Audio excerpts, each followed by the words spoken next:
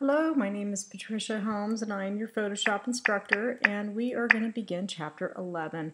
So the author shows us our end product with chapter 11, which is the file called 11part1.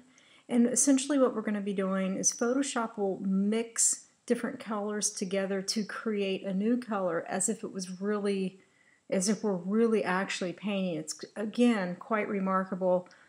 I'm never ever at the point when Photoshop fails to impress me. Every time we go into a different chapter, something new and fun is around the corner for us. So starting out, we need to open up the start palette file, and the author's asking us to resave it as working so we can maintain this original. So rename it as working, chapter 11. And what we're going to do now is we are going to take the zoom tool and we're going to zoom in on some of these tubes of paint here. So the first one we're going to zoom in is on the red, and we're going to select the mixer brush tool, which is hidden under the brush tool. So we're going to come over here and we're going to choose this one right here, choose the mixer, and we're going to make sure that window and brush is open. So hit window, brush, and then you're going to see a whole bunch of sizes here. I'm going to move this over a little bit. We're going to select the first brush right here, and the brush panel contains brush presets and several other options for customizing our brushes, and we're going to play around with this shortly. But before we get into the wetness and the dryness of what these brushes are going to do, I'd like for you to listen to 3 different areas we're going to be working on. Wet. Wet controls how much paint the brush is going to pick up from the canvas. Wet controls how much paint the brush is going to pick up. Load, another option, load controls how much paint the brush will hold when you begin painting. Just like our physical brushes when we're painting a wall, the load is going to control how much paint we pick up. Finally, the mix controls the ratio of paint from the canvas and paint from the brush. So this is really remarkable. I think that this software can do what it's getting ready to do. So let's do this. In the option bar, choose dry from the pop-up menu. So what we're going to do is we're going to come over here, we're going to choose dry from this pop-up menu. We're going to, and when you select dry, wet is automatically set at 0, load is at 50%, and mix is not applicable. So with the dry preset, we're going to paint more of an opaque color. And so paint in the area above the red tube. So first of all, let's go ahead and pick,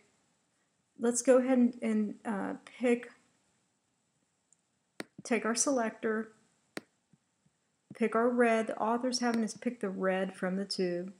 Click OK. It's now in our loader, and the author's asking us to paint right above this red. So I'm going to do this. Paint right above the red, and then we're going to sample the blue. I'm going to come over here, click the blue, and I'm going to hit OK. And again, we're going to pick this first brush here. And the author's asking us to sample the blue. Ooh. Okay, just have fun with it. And in the brush panel, select the round fan-shaped brush, and we're going to choose wet. So what we're going to do is we're going to choose the round fan-shaped brush. Then we're going to choose wet, round fan, let's see, flat fan. Let's pick this round one. And we're going to choose wet from the pop-up menu. And you're going to see all of our mixtures just change.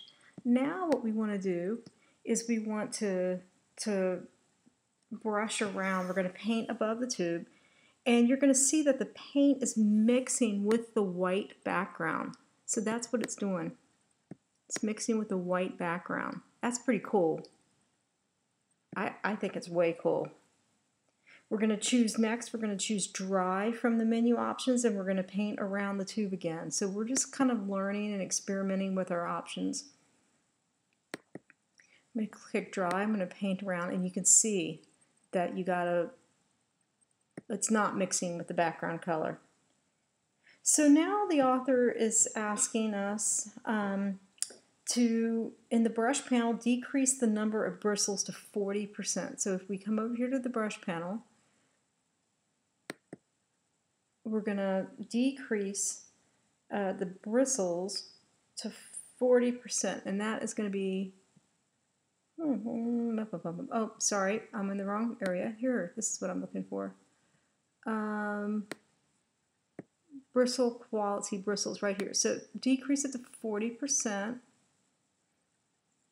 Oh, that's close enough. Okay. Now paint around, and we're seeing the different effects from this. The bristles are much more obvious to the stroke. It's more of a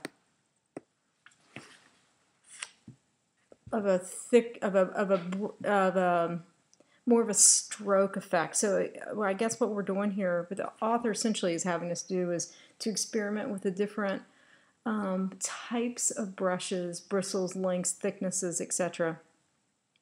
Finally, we're going to sample the yellow. We're going to come over here. We're going to sample the yellow.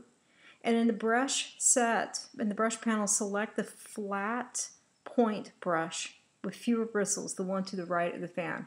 So we're going to click OK. And we're going to go, we're looking for the flat, where am I? Here it is. Flat point brush with fewer bristles. Let's see, so what is this? That's not it. Flat point. Let's take this one. What's this one? Round, okay. Flat point. Okay. And we're going to choose very wet this time. And we're going to paint around the yellow.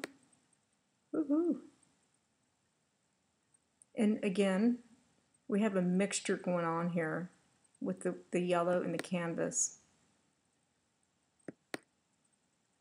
So click your mouse to reload it. Okay, good. And so, okay, so for now, that's going to end our first lesson. Thanks for listening.